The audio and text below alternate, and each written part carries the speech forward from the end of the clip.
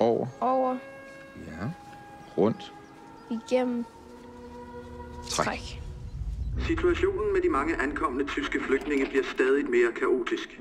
Værnemagten vil sprede de mere end 200.000 civile tyskere til hele landet. Ihre Schule ist nicht die einzige. Men det går jo ikke. De kan ikke bare komme her og hunds med os. Entschuldigung. 523 Leute. Ja. Der er ikke plads til så mange i gymnastiksalen. Jeg forstår godt, at det er svært at acceptere den her situation. Og vores aftale med Værnemagten er klar. Vi passer os selv, og tyskerne sørger for deres egne. Mein Kind ist sehr krank. Sie müssen mit die deutschen Soldaten reden. Sie sind alle weitergezogen. Es sind keine Soldaten hier geblieben. Der er 18 i alt, der er døde, mens de har været her.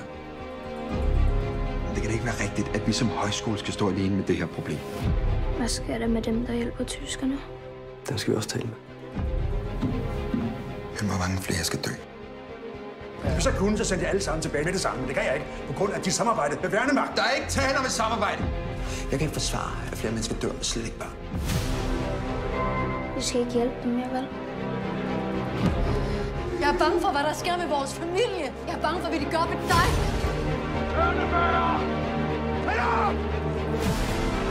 Det her, det gælder den danske frihedskamp. Står du og truer os? Vi er i krig! Du er ligesom din far, Søren. Jeg er ikke ligesom min far!